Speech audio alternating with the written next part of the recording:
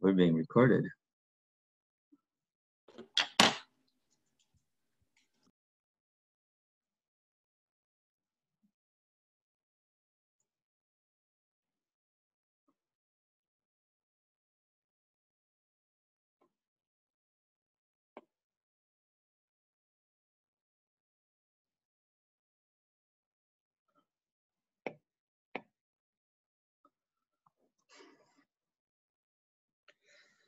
Okay, folks, you can see that okay?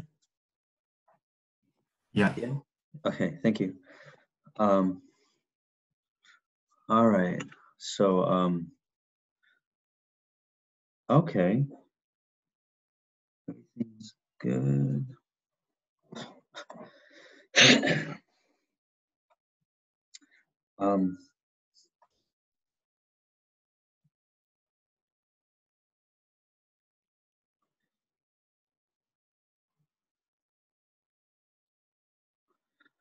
All right, well, I guess I'll start getting going. So today, the plan for today is to discuss two things, the relativistic correction and the spin orbit correction using perturbation theory.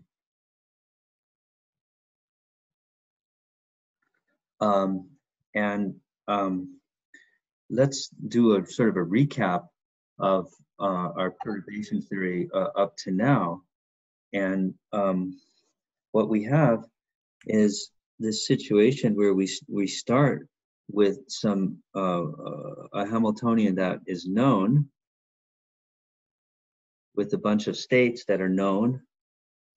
And here I'm drawing the states, but then there might be some degenerate states too. These states are degenerate. These ones are not degenerate, just so where this is where energy is in this direction. And so so the idea is that if I turn on a perturbation, then the question is, what are the new states? What do the new states look like? We want to solve this problem H psi n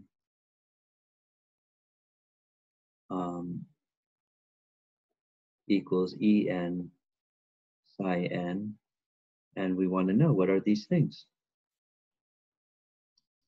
And of course, this is what we want,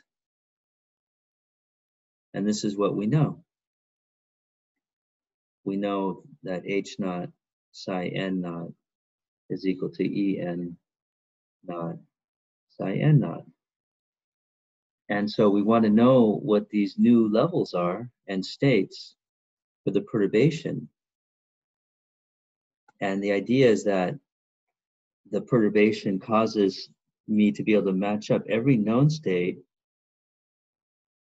can go up to every unknown state as we turn on the perturbation. So this is the picture I want you to have in your mind. And then here I have three degenerate states, and these might split in some funky way by the perturbation, but these non-degenerate states just very nicely evolve into these new perturbed states. So these are the unperturbed states, and these are the perturbed states. And this line means here that we turn on the perturbation. And I just want you to keep that picture in your mind. Perturbed states. Okay, and so we know what to do in this picture. Then we know that to find the things that we want is the energy of the perturbed state and the perturbed eigenstate itself. And so to find those things, we use the perturbation expansion. And from the perturbation expansion, we got these beautiful results that we all know and love, which is that the new eigenstate, the perturbed eigenenergy, is the old eigenenergy plus a first order correction. And you can also have a second order correction. There's more, but we will ignore these higher order terms. And then, of course, for the eigenstate, we start with the unperturbed eigenstate, but then there are corrections. There's the first order correction, and then there's the higher order corrections, which we will ignore. And then I will just write one of these formulas.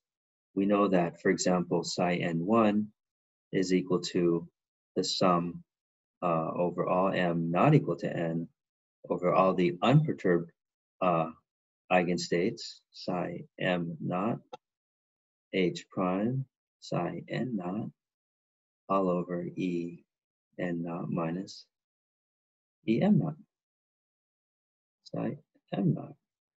Okay, and then similar, there's another formula for there's other formulas for en1 and for en2.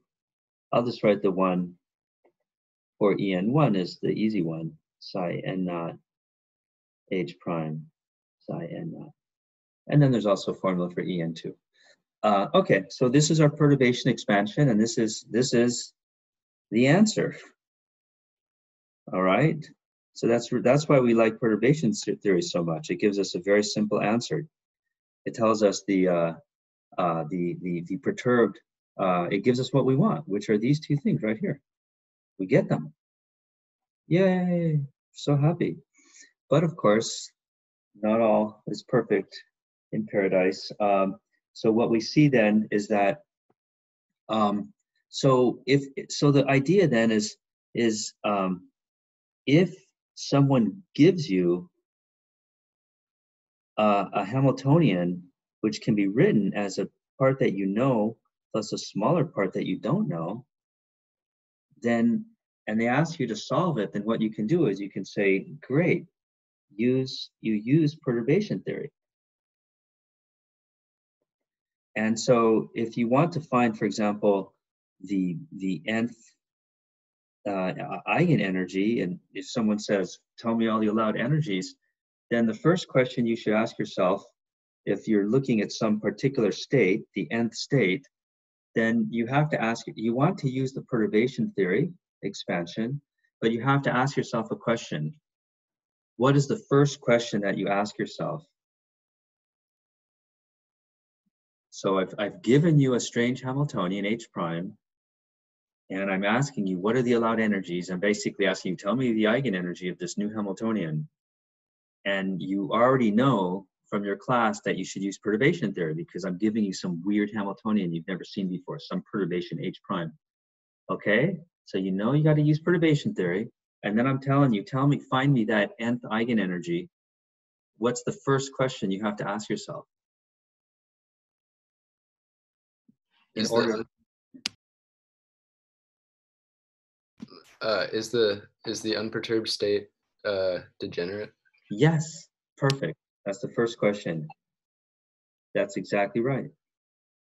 Is psi sub n naught degenerate? So if it's not, then what do you get to do? Just plug it into those equations. Yes. Then plug it in. And it's easy, or relatively easy. You know what to do. You just plug into the formula. But what if it's yes? What if it is degenerate? Then you have to ask yourself a new question. So suppose it is degenerate. Suppose that it turns out that there are multiple states at that energy. You know, suppose you're here in this degenerate manifold right here. So then what question do you have to ask yourself to proceed? In order to go forward, what do you have to do?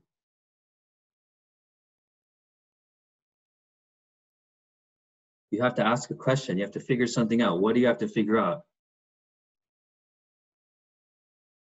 What like the right eigenstates are for the degenerate subspace? Yeah, but you might have them. You might already have the right states. How can you tell? Is the matrix element equal to 0? Yes, exactly. Which matrix element? Off diagonal. Yeah. Off diagonal matrix element of what operator? H prime. In what basis? In the degenerate basis. That's right, the unperturbed degenerate subspace. That's exactly right. Because the whole point is that you got to make sure that this formula right here, I'll circle it, that formula is going to blow up. And that formula blows up right here because if the two states have the same energy, this formula blows up. The denominator goes to 0. So you got to make sure that the numerator goes to 0 for degenerate states. Okay? Because the denominator always goes to 0 for the degenerate state. So you got to make sure the numerator goes to 0, or else the perturbation expansion doesn't work. So if yes, then you got to make sure, you have to ask yourself, is the off diagonal, spell that wrong, is the off diagonal matrix element of H prime equal to 0? Oops. Equal to 0, question mark. In other words, I can write it like this: psi m naught H prime psi n naught equals 0, question mark, in the degenerate subspace. And what is a degenerate subspace? It just means, the degenerate subspace just means that E n naught and E m naught are equal. That's what a degenerate subspace is. It just means, you know, the states that have the same energy. And so sometimes when people use this formula, by the way, shorthand, I write it like this. Okay, this is just a shorthand way of writing it. I just want you to get used to this notation, because nobody wants to write psi m naught. It's so tedious. I would just write m, and that it's understood that that's the unperturbed basis. Just want to get you used to that. So these are the off diagonal matrix elements. So then, if suppose that these off diagonal matrix elements do equal 0, then what? Then what do you do?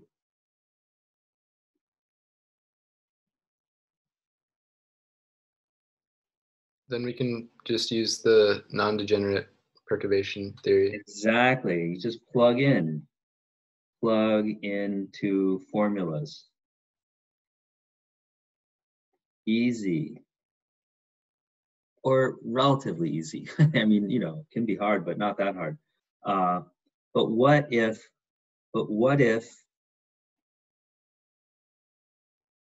the off diagonal matrix element does not equal 0? Then what do you do? Now you're really screwed. What do you do now?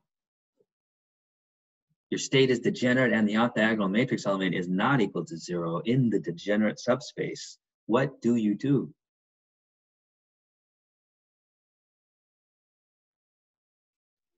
Diagonalize it, find the eigenvalues and the eigenstates. Exactly. But we can't diagonalize everything, because that's the whole point of perturbation theory, is to not diagonalize everything. Because if you diagonalize everything, then you're not using perturbation theory. That means you're just solving the Schrodinger equation. You see what I'm saying? So we want to do an easier problem. So we have to diagonalize, first diagonalize what operator? We diagonalize H prime, but we diagonalize its restriction to the degenerate subspace. Yes. That's it, exactly. And that's important. Diagonalize H prime in the degenerate subspace. And the reason that's important is because that's not so hard. That's a much easier problem than diagonalizing H prime in the whole over the whole basis. Diagonalizing H prime over the whole basis is equivalent to solving the Schrodinger equation, and that's what we're trying to avoid, because that's too hard. But diagonalizing H prime in the restricted subspace is much easier, because it's because if when you're diagonalizing a matrix, if it's a small matrix, that's easy. If it's a big matrix, that's hard. So you're always trying to diagonalize a smaller matrix. That's what it always boils down to. Okay, good. But you could diagonalize. You could diagonalize H. So you basically have to diagonalize H prime in the degenerate subspace. But there's many ways of doing that. There's many ways. How do you do this? One way is just brute force. You construct H prime matrix and you diagonalize it like you learned in your linear algebra class. Then you diagonalize it with all those matrices and determinants and equations and stuff. It's a bunch of work. But another trick is you could just find a new basis that already has diagonalized H prime, that already diagonalizes H prime. So it turns out that the basis that you're using might not diagonalize H prime, but it turns out you have many choices of bases and you might be able to find a new basis that does. And so this is something that we will be discussing more in this class, but I don't want to talk about it right now. But that's the perturbation strategy. So we've just gone over the whole thing, perturbation strategy. That's the whole perturbation strategy. Okay, now it's time to apply the strategy to some different problems. Okay, so now this part of the course, we're going to apply this strategy to a few different problems. And the problems that we're going to apply it to is what we call the fine structure of hydrogen. We're going to apply this strategy to the fine structure of hydrogen. And you guys already have a little bit of introduction to that in the homework. You already were sort of looking at the relativistic correction. And so let's just discuss the fine structure of hydrogen quickly, let's introduce it quickly. It's actually a fairly big topic, but let's talk about this. So what is the fine structure of hydrogen? Okay, so hydrogen is something that I will sort of review hydrogen for you. Hydrogen is something that it's basically atomic. It's atomic physics in a nutshell. I mean, all of atomic physics is sort of explained by hydrogen. That's why we love hydrogen so much. It's the simplest atom. And so hydrogen, of course, we all know we have a nucleus and we have an electron. And the electron orbits the nucleus, right? And it's sitting inside of a Coulomb potential. V goes as 1 over R. The Coulomb potential, that's when I draw these lines, that's the Coulomb potential, the 1 over R potential. Okay, and so you've been introduced to this, and so you know then that the Hamiltonian of this problem is kinetic energy plus potential energy. And we always start with classical. Hamiltonians, I want to emphasize, Hamiltonians are classical. So when we do quantum mechanics, we always start with classical mechanics, right? So we have our p squared over 2m, and we have our 1 over r potential. But then what we do in quantum mechanics is we turn them into operators, as you know. And so when we turn it into operators, then the kinetic energy becomes negative h bar squared over 2m, which you guys all know, plus, and then of course the 1 over r is negative e squared over 4 pi epsilon naught r. Okay, so that's our famous Hamiltonian. And then you guys solve that. H naught psi equals E psi. You solved it last semester, and you know that psi, so you know that the psi, the eigenstate, so then you know that the eigenstate looks like this. The eigenstates of hydrogen look like this. Psi n l m of r is equal to, and there's a radial component And then there's a spherical component, theta phi, right? And so you guys know that these are the horrible Laguerre polynomials that nobody likes. And then these are the spherical harmonics, which everybody likes. Spherical harmonics are great. They are fun and good. We love them, but those Laguerre polynomials, nobody likes those. And then we know also that the energy is just going to be negative 13.6 EV over n squared, right? Okay, and so that's sort of the situation. And so then what we can do is, but the point is, oh, and we can always add spin. We can always add spin. Just multiply.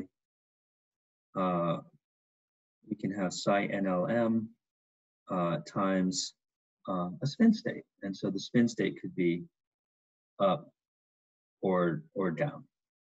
Okay, so we can always add spin as well. But the point, so this you guys know. So this you know all this from last semester. No. So this is our H naught and our psi n naught. This is the known stuff, the unperturbed states. But it turns out that there are other terms in the Hamiltonian. And I'm talking classical physics, in the classical Hamiltonian, that we ignored. What are they? Can somebody tell me?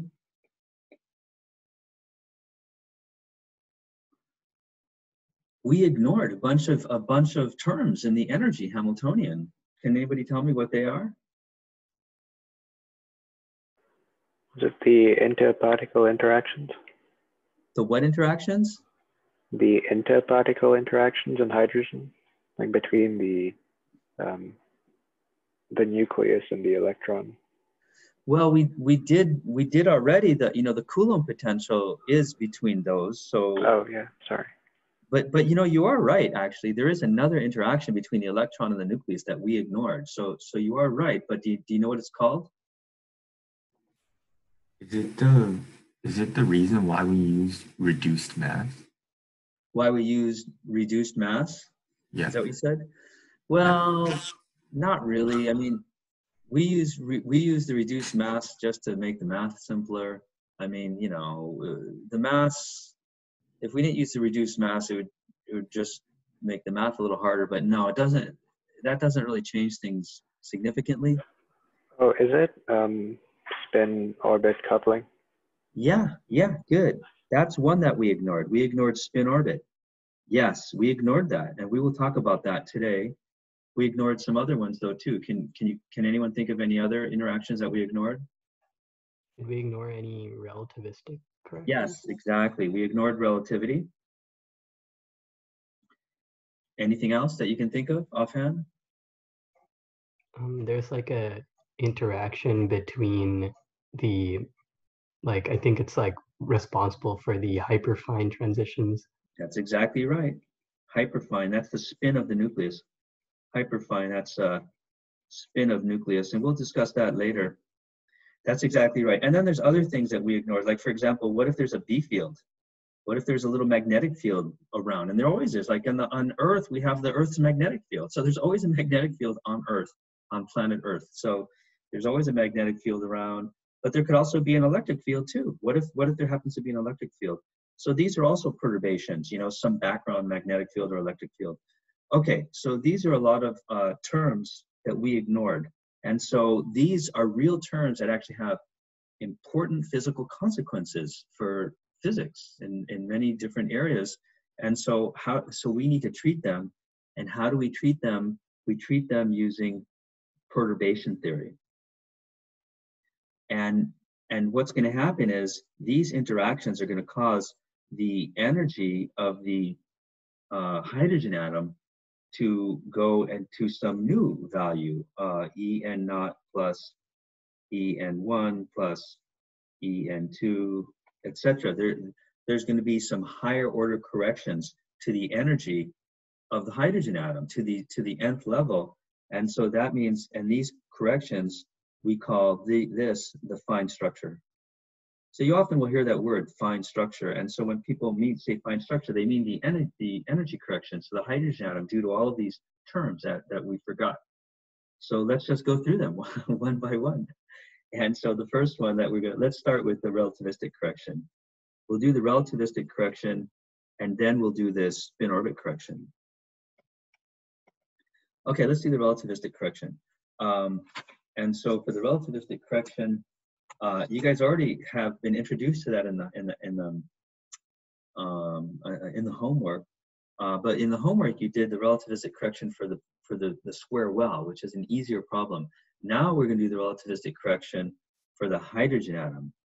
So remember, we're doing it for hydrogen now.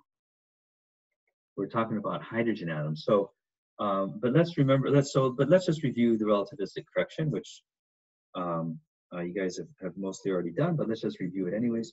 So we know that for a free particle, for a non-relativistic free particle, then we know we always use kinetic energy is equal to p squared over 2m, right? That's what we always use. But we know that for in reality, when we take relativity into account, relativity tells us this very famous result, which is that E squared is equal to P squared C squared plus M squared C to the fourth. Now that's the total energy of a particle, classically. And you guys all hopefully learned that in maybe Physics 7C, I think is where you learn that. And so that means then that the energy is equal to, I can write the energy as P squared C squared plus M squared C to the fourth. And so that means that the kinetic energy is just equal to the total energy minus the rest mass energy, E minus MC squared. That is the definition of kinetic energy. And so kinetic energy then is going to be square root of P squared C squared plus M squared C to the fourth minus MC squared. So that's the actual, so that's kinetic energy classically. So that's the class, that's actually classical kinetic energy. Classical kinetic energy. So when we did the Schrodinger equation, we really should have used this. This is right.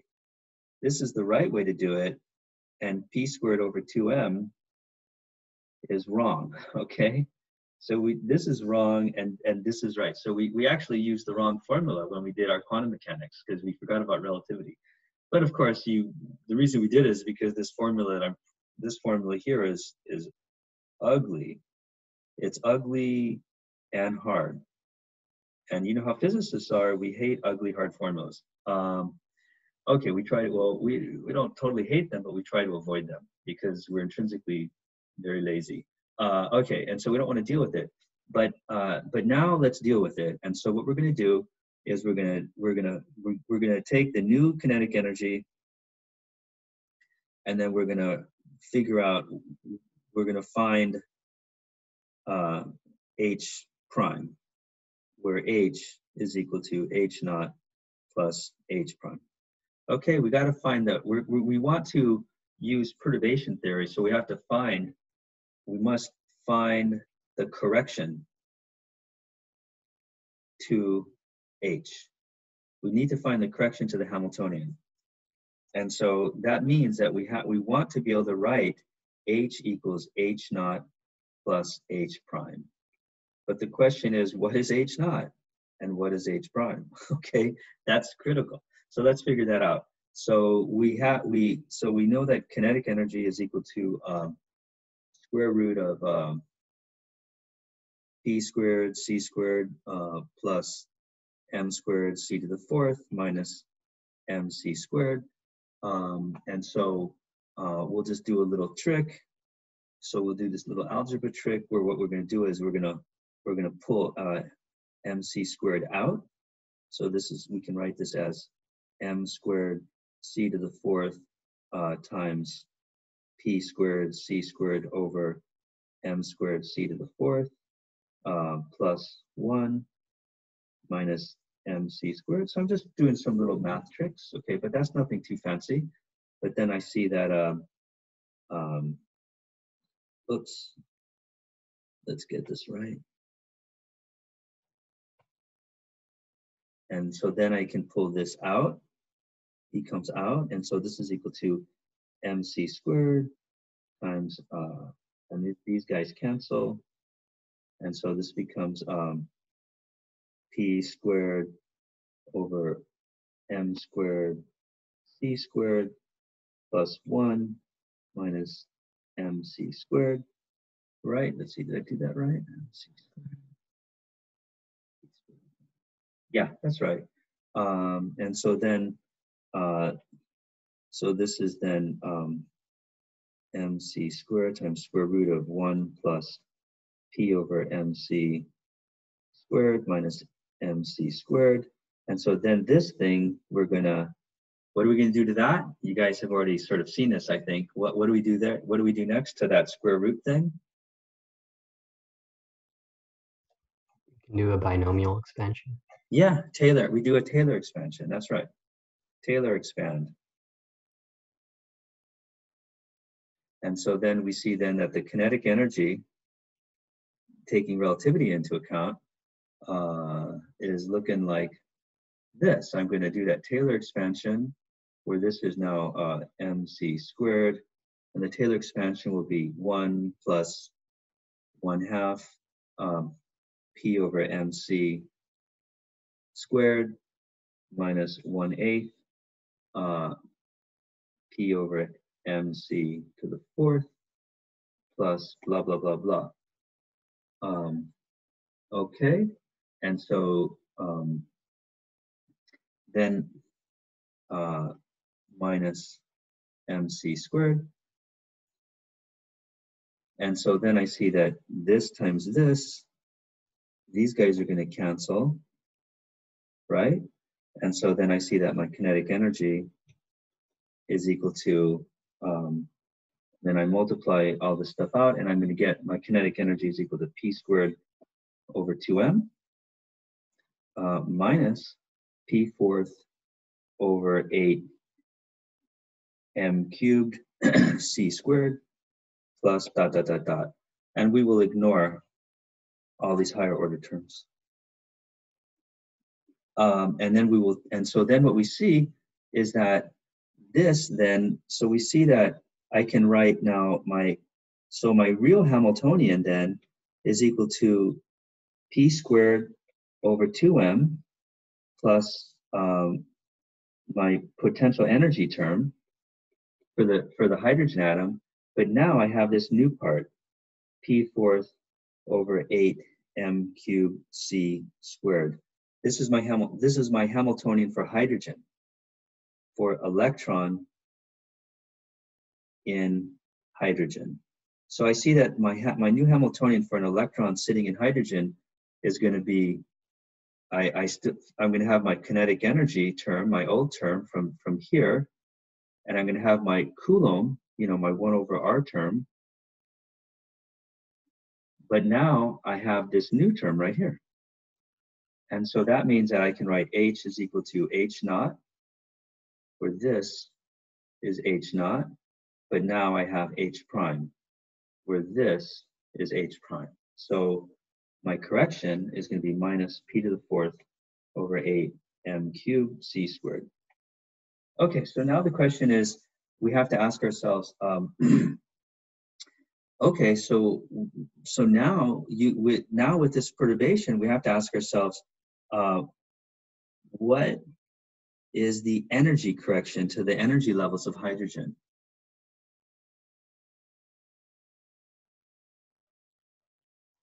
All right, so we want to know En. What is the new En? And remember, we know that the old energies were this. They're negative 13.6 over n squared. So that's the old energy levels, but now we want to know what are the new energy levels. And why, and I should add, why do we care about the energy levels? Why as physicists, why are we going on and on about energy levels? Can anyone answer that question? Why even care about the energy levels?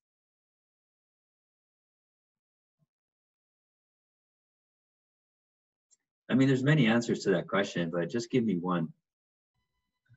The emission and absorption lines come from energy level transitions. Exactly. That's a good reason, because it determines optical properties. That's right. The optical properties, but the energy levels determine basically all the properties, but the most obvious thing is the optical properties, what you just said. So that's good. Yeah, and really, in some sense, it's because we can measure it. Like as physicists, we can measure energy levels. We're good at that, and so this is something we can test. We know how to do experiments that measure energy levels. So that's why we're always going on and on about the energies. Okay, so what are the energy levels? Well, this Hamiltonian, of course, is too hard. I'll just write it here. This is too hard now to solve. Too hard to solve H psi equals E psi. All right, because what we would like to do is just solve the Schrödinger equation, H psi equals E psi, but it's too hard. We can't do that. And so we cannot just by brute force find the energy levels, because that Hamiltonian is just too damn hard for us. We're not smart enough. So what are we going to do instead? How are we going to find those energy levels? We're going to use what? Perturbation theory. Yes, that's why we love perturbation theory. It's the tool for people who are not geniuses. Let's see. So here, n naught. So we know that we have the old one, which is the negative 13.6 EV over n squared. But now we're going to have the new correction, En1. And so let's only go to first order. If someone asks you a problem and says, what's the energy? Always just do first order, and see if that's good enough, then stop there. Usually the first order is good enough to give you a sense of what's happening. But sometimes you have to go to second order. Sometimes the first order correction is 0, in which case then you go to the second order. But let's just go to the first order. So good enough.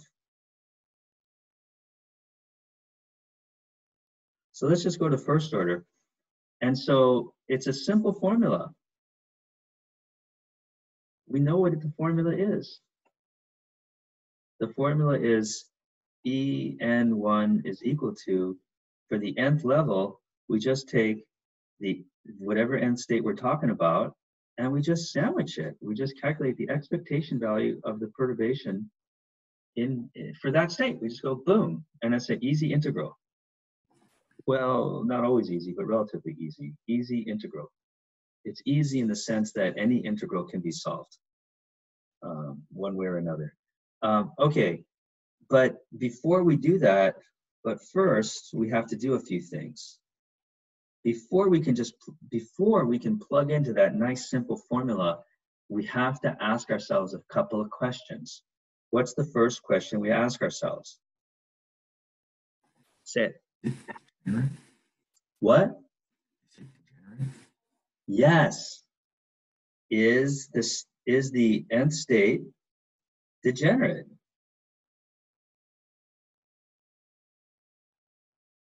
And let's think about that. So here's hydrogen. This is the picture that you've seen a million times. I got my nucleus there. This is the 1 over R potential. And then I have my ground state. I'll call that E1. And then I have my E2, and then I have my E3. You guys have seen this before, and then they get all dense up there, right? So E1 is, I'll call it n equals 1. Then I have my n equals 2 state. I have my n equals 3 state. And so if I just pick an arbitrary nth state, like let's say n equals 3, let's just pick n equals 3, this one, a random state. Is it degenerate? Yes or no? Yes. That's right. What is the degeneracy? And this is something you learned last semester. how many states are there in that degenerate manifold? 2L plus 1. Say again? 2L plus 1. That you need to use that, but there's a lot of L's. I mean, maybe I should ask that. What are the L's in that? What are the allowed L's for n equals 3? Somebody tell me.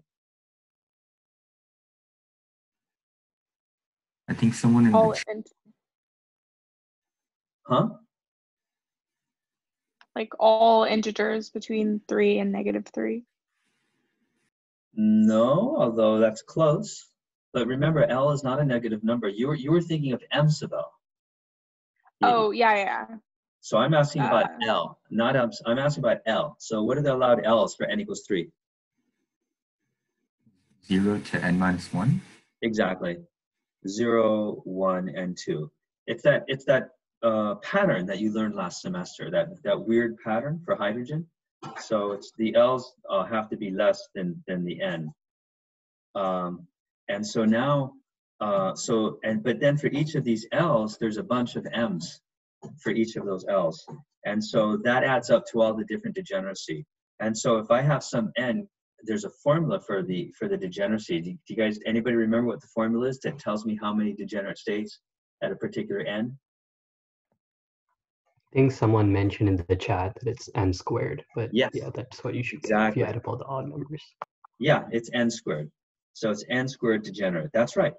And so that means it's massively degenerate. That's a big number. I mean, that means like for n equals 3, there's 9 states. N squared is 9. That's a whole hell of a lot. So it's massive degeneracy. Humongous, massive, ginormous degeneracy. Massive degeneracy. Okay, so that's a problem. So now we have to, so that makes us start to feel uncomfortable about this problem. So what's the next question we ask ourselves?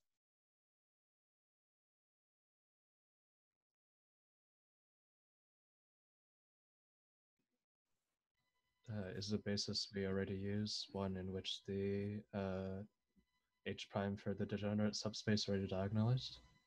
Yes. So do we have a good basis? Is it a good basis? A good basis? Question mark? In other words, is the matrix element that connects the mth state to the nth state equal to 0 or not in the degenerate subspace?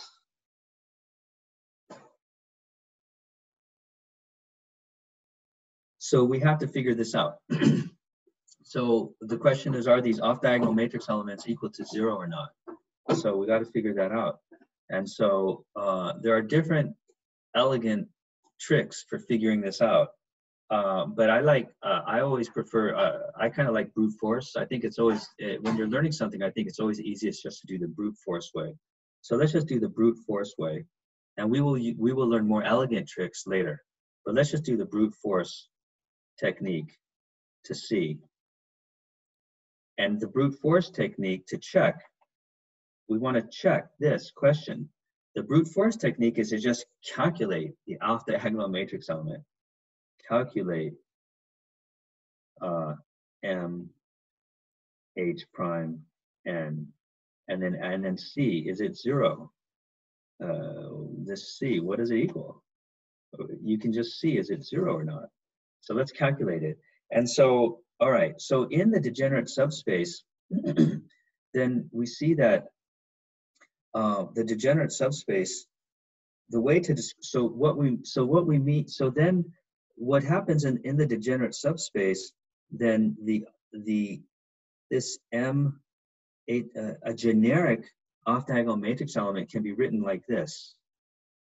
We can think of it as, on the left side, we have some, we have N, L, M, and we have our perturbation. And on the right side, we also have N, L, M. But in the degenerate subspace, but one of these is our state.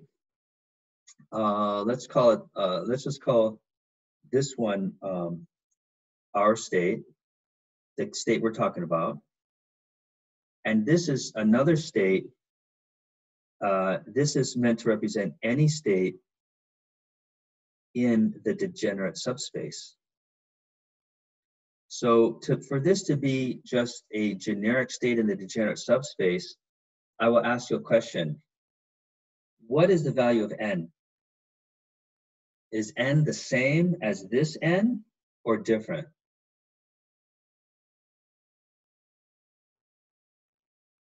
The same.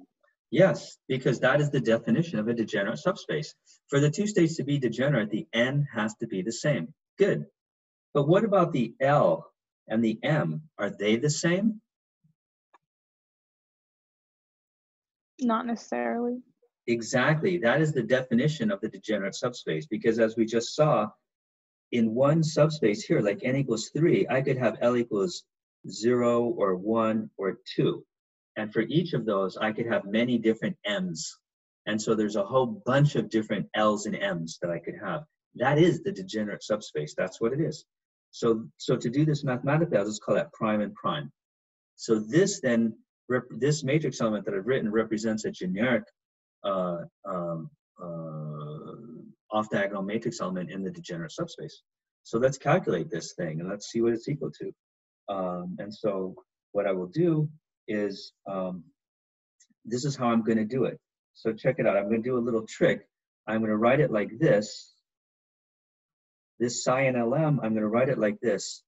I'm going to write, because we know that the wave, well, it's too hard to find it, but we know that the wave function, we know that the eigenstates, the unperturbed eigenstates are equal to a radial part times an angular part.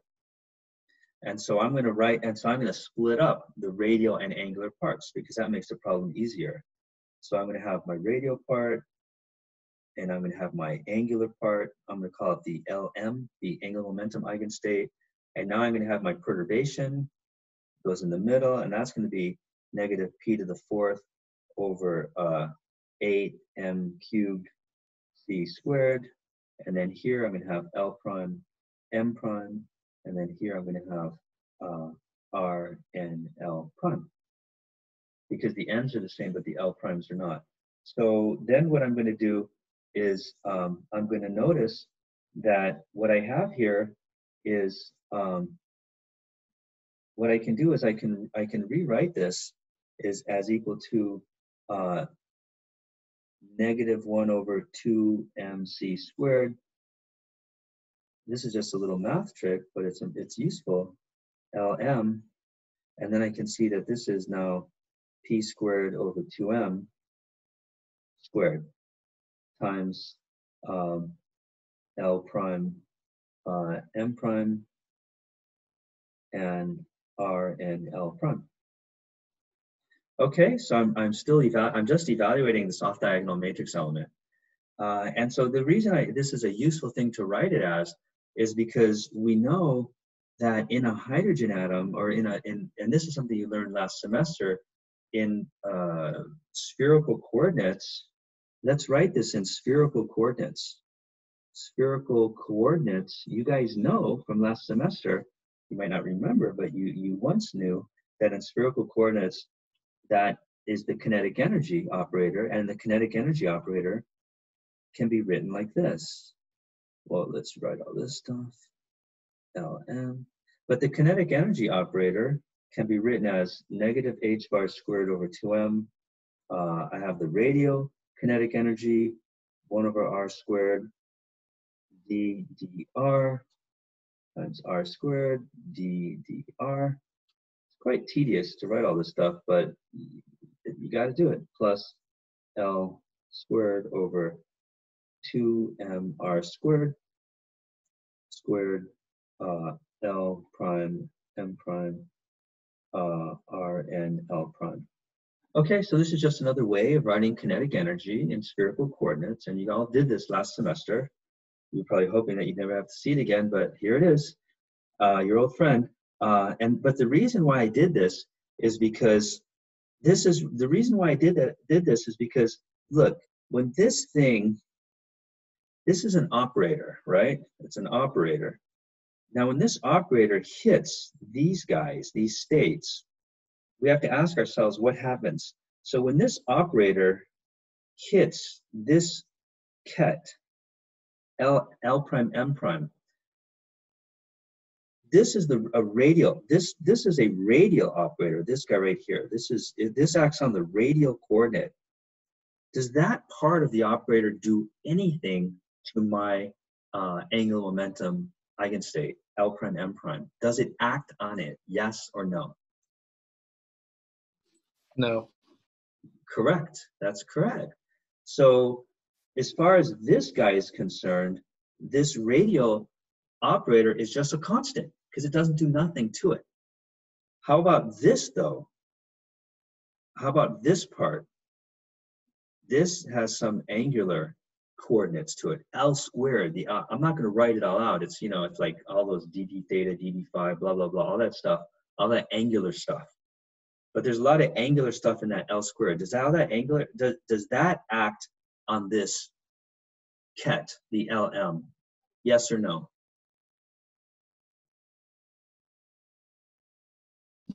Yes. That's right. Yes, because LM is all the angular information is in there. See, all the angular information is there and all the radial information is here. So yes, that sucker does indeed operate on LM. But there's a really cute trick, because as soon as it hits that, what happens?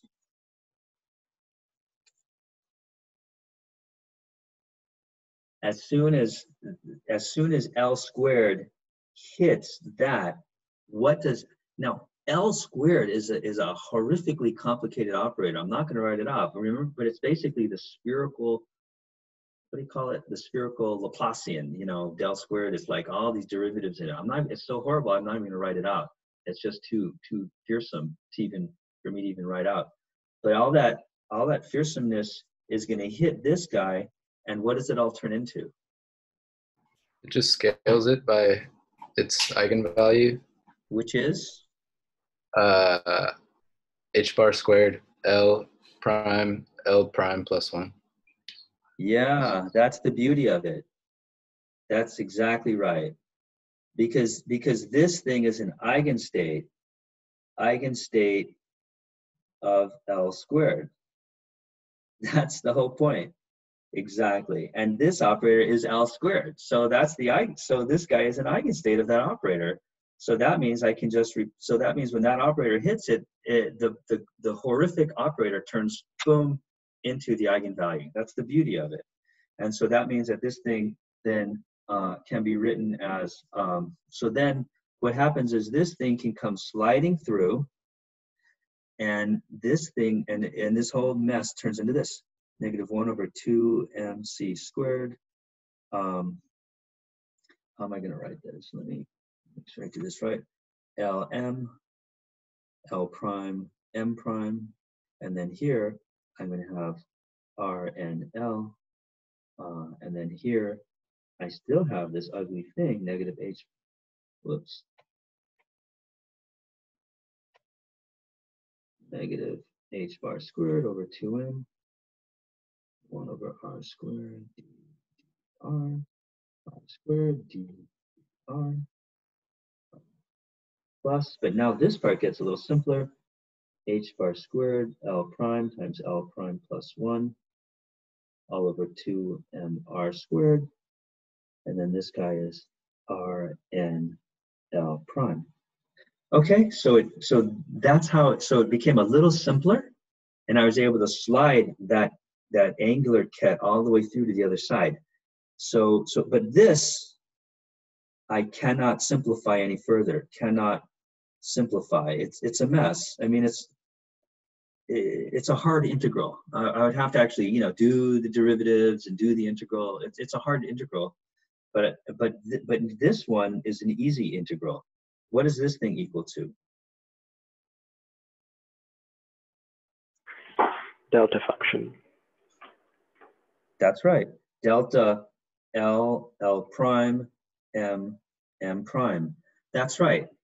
But I'm asking you even more. What does this delta function equal? It's a Kronecker delta function.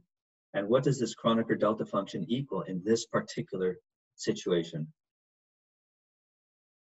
0. Why? Because we just have, like, we know that we're taking in a product of 2 different states that are Yes, degenerate. exactly. They're different states. That means that either L prime is different. That means that either L prime does not equal L, or M prime does not equal M, or both, right? That means something is different. One of those two has to be different. Otherwise, they're not different. Because the whole point was to see if we can connect any 2 degenerate states to any 2 different degenerate states. So that means that this thing is 0. And so therefore, my off-diagonal matrix element is equal to what? The whole thing that we were trying to find equals what? 0. Yes. So the question then is, so now I'll ask you, is psi NLM a good basis? Yes or no? Yes or no? Yeah. Exactly. Yes. And so that means that we can just plug into the simple formula. And so that means then that our energy, that means that our energy, we can just use the simple formula. Use simple formula with this basis. And so let's do it. So that means then that the energy correction due to the relativistic correction, we'll call it delta E n, which is really just the first order energy correction, is equal to this. It's going to be psi NLM H prime psi NLM, where these are just our normal hydrogen wave functions. Okay, so let's calculate that. So then let's calculate it. So the energy correction to the end state is then going to be equal to -1 over 2 mc squared times we've got the hydrogen wave function psi NLM, and we got our, I'm going to write it like this, p squared over 2m squared psi NLM. Okay, so this is what we have to calculate. That is the energy correction. And I'm just using this convenient notation that we derived already. So this we have to calculate. So this is kind of a hard integral. So how do we calculate this hard integral? Well, what we can do is there's tricks. So I want to show you a trick. It's a very cute trick. So let's do a trick. Let's do this. We'll recognize. I want you to recognize that for the hydrogen atom, I have H naught is equal to p squared over 2m plus, and I'm going to call it v, where v is just negative e squared over 4 pi epsilon naught r. Okay, that's the Coulomb interaction, but I'm just going to call it v. So I have, this is H naught, that's the regular hydrogen Hamiltonian, but that means then that p squared over 2m, the kinetic energy, is equal to H naught minus v, right? And so that means then that if I square these two things, then I have p squared over 2m squared is equal to H naught squared plus H naught minus H naught v minus v H naught plus v squared. And so what I can do then is I can plug this into this. And so then I can see that delta En is equal to -1 over 2 mc squared. And now I can just do this very cute trick, because now you see that if I have psi NLM here, and I have H naught squared minus H naught V minus VH naught plus V squared psi n Lm, then what does this H naught turn into?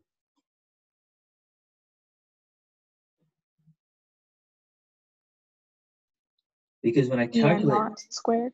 exactly, because that's going to hit, that thing is going to hit that, and that's an eigenstate of H naught. Exactly. And what is this H naught going to turn into?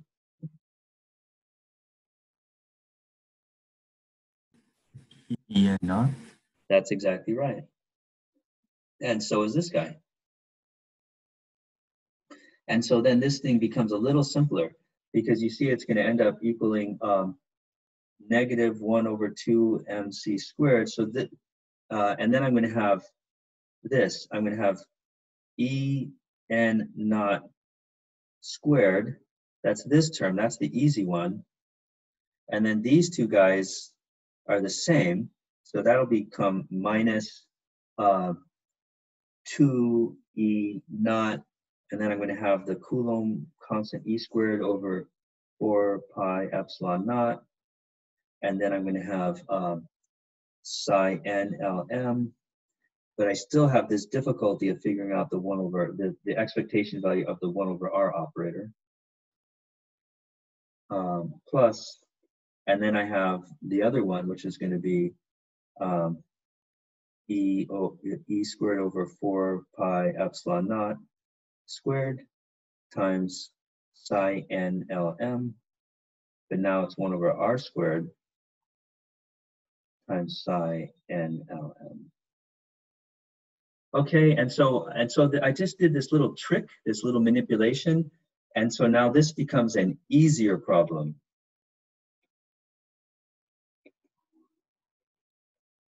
And there's further tricks to calculate, because this thing, I will call it, it's the expectation value of 1 over r squared. And this thing is the expectation value of 1 over r for the nth state. And these things can be calculated. And so these are homework problems. So I'm not going to work them out, but you can calculate these things without too much difficulty. And so then when we calculate them, what we find is that the energy, the correction to the nth term, the relativistic correction, is equal to negative, when you work it all out, this is the answer that you get. It's going to be E naught squared over 2mc squared times 4n over L plus 1/2 minus 3. And so you see it, what's going to happen is it's going to, it removes the L degeneracy.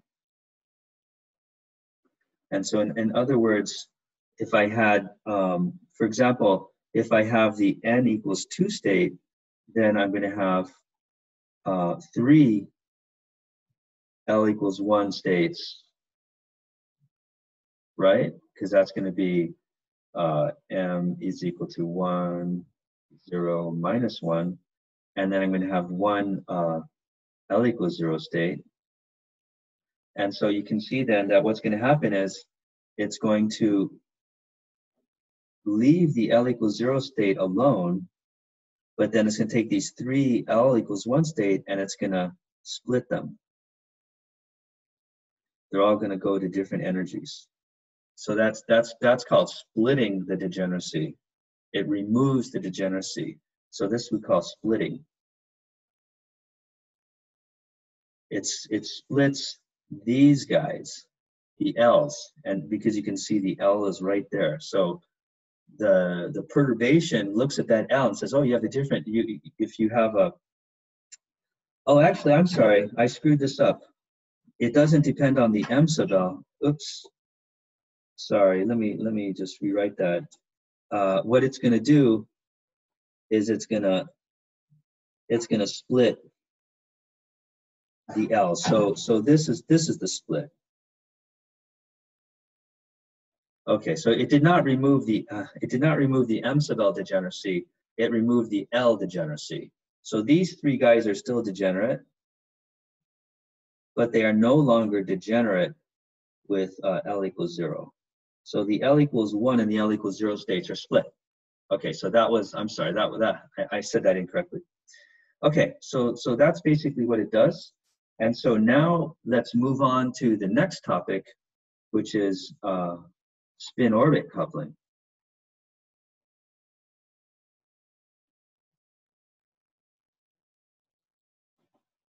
Okay, so let's talk about spin-orbit coupling.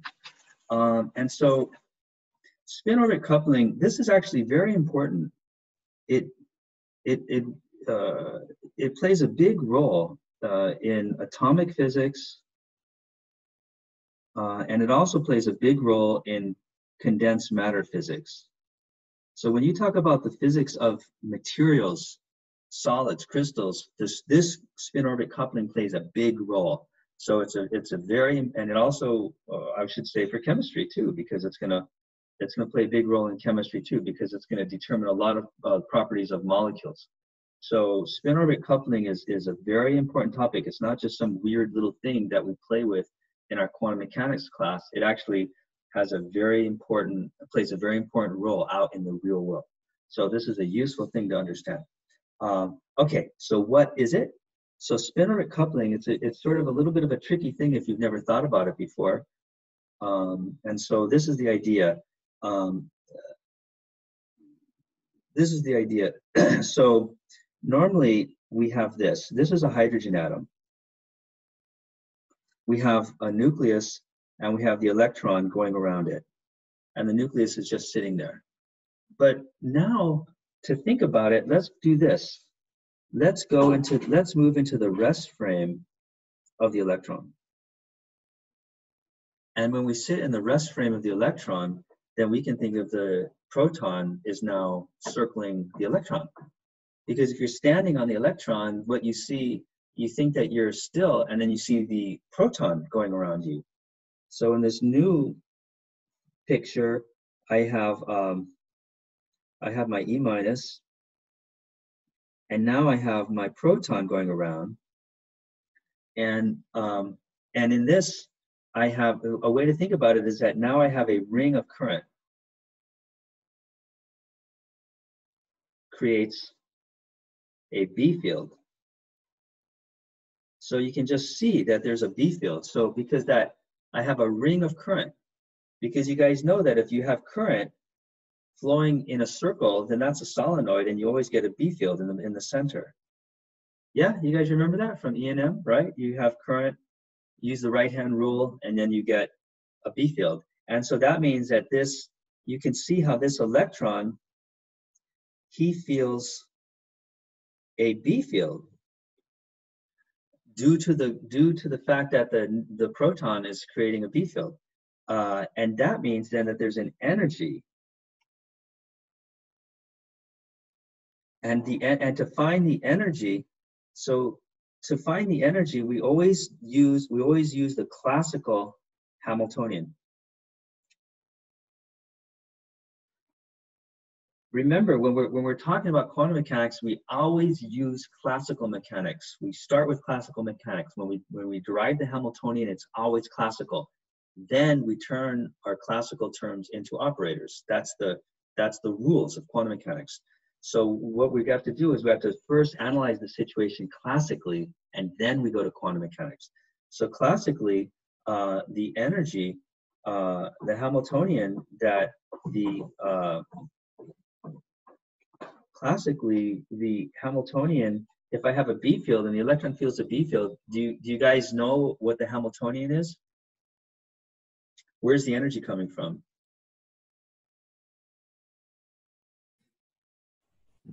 The interaction between the dipole and the B field. Yeah, exactly. Because there's if the electron is just sitting there and not moving, then there's no energy. But it has a dipole, so it's going to be, the energy is negative mu dot B, where mu is the dipole of the electron, and that's the classical dipole energy. And the dipole of the electron, as you guys know, for any particle with spin, we talked about this at the beginning of the class. You have the G factor, the charge, 2m times the spin. So that's for a charged particle with spin. And so for an electron, Q is minus E, and G is the G factor is 2. And so the magnetic moment of an electron is minus E over m times s, the spin of the electron. And so that means then that H is going to be equal to E over m times s dot B. Okay, so that's going to be the energy. So then the question then, of course, is what's B? Okay, so that's the idea. The idea is that an electron in hydrogen, it feels a B field. There's a B field that it feels, and that B field leads to this this energy term, this interaction. But the question is, what's the B field? And so to derive the B field, I like to do it a different way. Let's do it a different way. Because the thing is, there's always two ways to do spin orbit coupling. One way is what I was just talking about. You go into the rest frame of the electron, and then you have the proton spinning around you. I don't like this way. Mike doesn't like. And so there's another way of doing it, which I like more. And often you see both ways. You know, some classes you do one way, some books you do the other way. You know, there's always two ways. But now I'm going to show you the other way, which is better. It's better for a number of reasons that I won't get into. So the better way is to think about it like this. Let's consider it differently. Let's do it differently. Here's the deal. If I have a charged particle, if I have some electric field, and I have a charged particle, Q, with some charge and some velocity in my electric field, moving through an electric field, then using relativity, then there's a relativistic relationship. And if you know relativity, then you know it. If you don't know relativity, then you don't. And I'll just tell it to you. But using relativity, then in the rest frame of the charged particle, the particle sees a magnetic field. And that magnetic field is equal to negative gamma over c squared V cross E. And that's a very important result. And gamma, of course, is the famous relativistic gamma, 1 over square root of 1 minus V squared over C squared. And so if your velocity is slow, then gamma equals, somebody tell me, what does gamma equal for in the non-relativistic limit? Yeah, 1. That's right. Gamma equals 1. Okay, so a lot of books and people don't use this derivation because it requires you to use this funny result from relativity that most people sort of don't remember, unless you use relativity a lot. However, I like to use this result because this is really a much more general and better and actually more correct. It's a better way of doing it. You can generalize the treatment to many different situations, which I won't get into, but which I've seen in my career. Okay, so using this treatment, if you buy that this magnetic field is there, then it becomes really simple, because now you then see that you can then just say that the Hamiltonian is equal to negative mu dot B, which is equal to E over m s dot B, where this now becomes the B. And so that's what we're going to do. but let's do some little manipulations first. But let's do a little bit of math. Let's do some math tricks first. And so the first math trick that we'll do is we'll say, we'll use this gamma equals 1, and so we see that B is equal to -1 over C squared V cross E. And so the first thing that we'll do is we'll rewrite the V, and so we see that's -1 over C squared times P over M. All right, I just rewrote the V as P over M. I can do that. And now I'm going to do another little math trick. I'm just going to reverse this order. So that's going to be equal to 1 over MC squared E cross P. Okay, just some little math tricks, because you know when you reverse the order of a cross product, you get a negative sign. Okay, and so now I'm going to do something else. Okay, so now what I'm going to do is I'm going to take this B and I'm going to plug it into here. And so now I see that the Hamiltonian is equal to E over M times S dot this thing, which is 1 over MC squared times E cross P. Okay, so that's my Hamiltonian, and this is all classical. I haven't even done any quantum mechanics yet. But what we'll do is, but now we're going to do a little trick. Let's find E. And so we know that E is this. It's just the Coulomb potential of the nucleus of the proton. And so we know that E is just a simple Coulomb term, which is going to be E over 4 pi epsilon naught r squared times r hat. Okay, and so this is a formula that you guys should, this is just a Coulomb formula that you guys should remember from electricity and magnetism. It's the 1 over r squared fall off of the electric field. But I'm going to rewrite it a different way. I'm going to remember that r hat is equal to r over r. And so that means then that I can write E is equal to E over 4 pi epsilon naught times r over r cubed. Okay, and that's just the Coulomb term, just rewritten maybe in an unfamiliar way. And so now I'm going to plug this into there. And so I see now that my Hamiltonian can be, let's collect all the terms out in front. It'll be E squared over 4 pi epsilon naught times 1 over M squared C squared R cubed times S dot R cross P. Okay, you guys see that? Just plugged in. And so remember, this R here is the same as this R. That's where the R came from. Okay, but now let's do the big cute trick, which is to notice that this R cross P is just another way of saying what? Yeah, L, angular momentum. Angular momentum is R cross P. And so that means then that I can replace that this is L, but there's also one other thing. We need a factor of 1/2.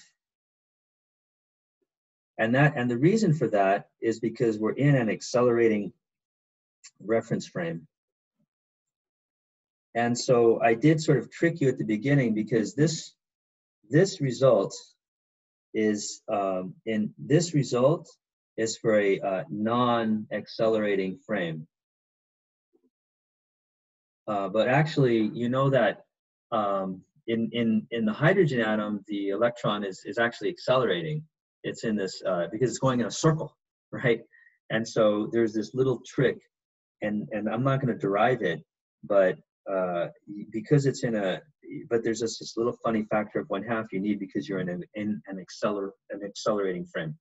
So let's plug that in, and so then what we get is this: H equals, then you get your result, E squared over 8 pi epsilon naught times 1 over m squared c squared r cubed times L dot S.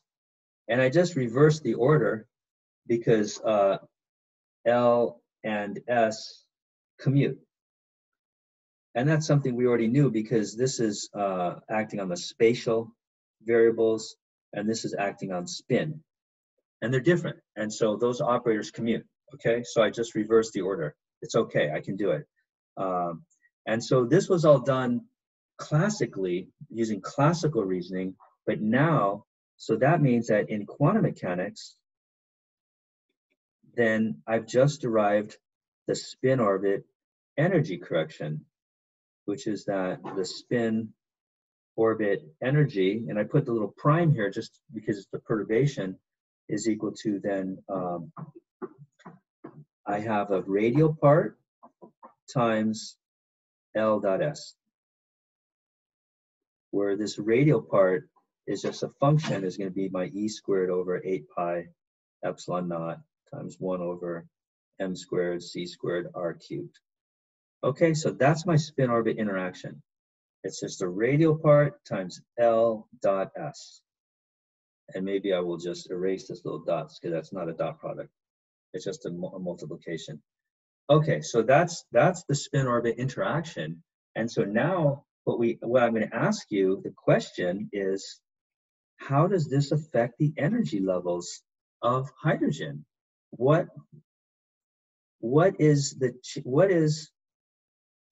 change? What is the change in the energy levels of hydrogen that is due to the spin orbit? And sometimes when people say spin orbit, they just do L dot S for short. So that's spin orbit. Sometimes people just say L dot S and leave out the radial part just as shorthand, just to say, hey, I'm talking about the spin orbit interaction. So what is the change in the energy levels of hydrogen due to the spin orbit interaction? That's the question. And so to answer that question, you got to do, we have this new Hamiltonian. Hamiltonian is equal to, I got kinetic energy, I got my potential energy, but now I have plus my spin orbit. I got a new interaction in my Hamiltonian. But this is my old Hamiltonian, H naught, and this is my new perturbation, spin orbit. And so to answer this question, we're going to use what? Perturbation theory. Exactly.